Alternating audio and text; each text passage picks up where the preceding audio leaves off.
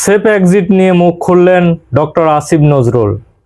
তিনি বলেন, বিগত সময়ে আমরা বাংলাদেশের প্রেক্ষাপটে যে রাজনৈতিক অবস্থা দেখেছি, সেই অবস্থার চেয়ে বর্তমান যে আমাদের উপদেষ্টা এবং একটি জুলাই অভ্যুত্থানের মাধ্যমে বর্তমানে যে বাংলাদেশে একটি সরকার রয়েছে, এই উপদেষ্টাদের উদ্দেশ্য করে কিছুদিন আগে এনসিপি নেতা নাহিদ ইসলাম বলেছেন যে বাংলাদেশে বিভিন্ন উপদেষ্টারা সেফ এক্সিট খুঁজছে এবং বিভিন্ন রাজনৈতিক দলের নেতাদের সঙ্গে তারা লিয়াজো করে চলছে।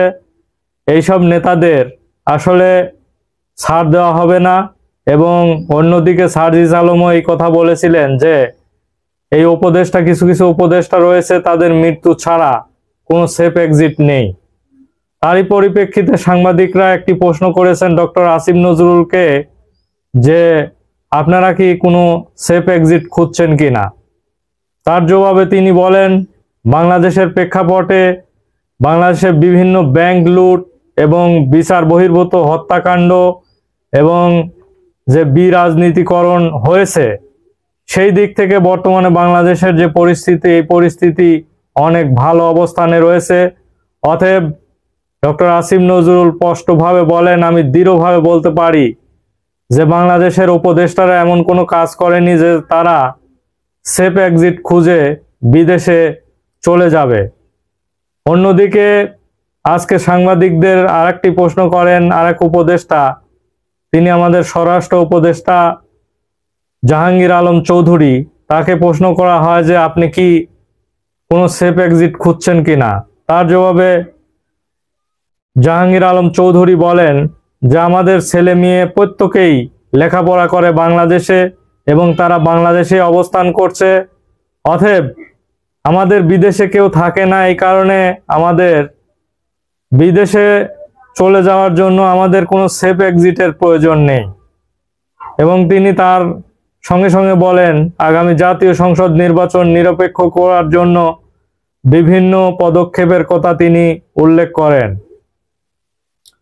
অন্যদিকে মুক্তিযোদ্ধা বিষয়ক উপদেষ্টা ফারুকী আজমকে একটি প্রশ্ন করা হয় যে আপনি কি কোনো সেফ এক্সিট খুঁজছেন কিনা।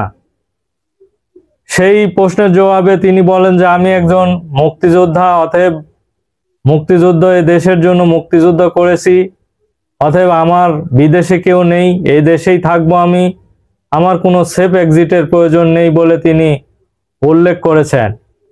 আসলে কিছুদিন আগে সেফ এক্সিট নিয়ে বিভিন্ন কথা হচ্ছিল এবং আক্তার হোসেনও বিভিন্ন সেফ এক্সিটের বিষয়ে আজকে পত্রিকায় একটি কথা বলেছেন যে কোনো উপদেষ্টা আসলে সেফ এক্সিট খুঁজে পালিয়ে চলে যাওয়ার কোনো সুযোগ নেই। কারণ আমরা যে জুলাই অভ্যুত্থানের মাধ্যমে বিভিন্ন ছাত্রদের যে আন্দোলনের জীবন দিয়েছে, তার পরিপ্রেক্ষিতে এই সরকার গঠন করা হয়েছে।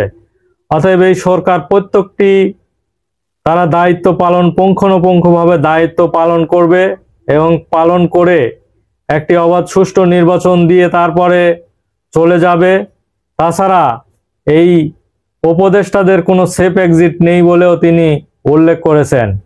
আসলে বেশ কিছুদিন হলে এই সেফ এক্সিট নিয়ে কথা হচ্ছে এবং তারা এই উপদেষ্টারা বিভিন্নভাবে বলার চেষ্টা করেছেন যে নাহিদ ইসলাম আসলে কাদের উদ্দেশ্য করে সেফ এক্সিটের বিষয়ে উল্লেখ করেছেন, এই বিষয়টি স্পষ্টভাবে জানিয়ে দেওয়ার জন্য তারা বলেছেন সাংবাদিকদের। দেখা যায় আসলে সেফ এক্সিট কাদের উদ্দেশ্যে বলেছেন নাহিদ ইসলাম, এবং এ বিষয়ে বিভিন্ন উপদেষ্টার বক্তব্য আপনারা শুনলেন। ধন্যবাদ সবাইকে।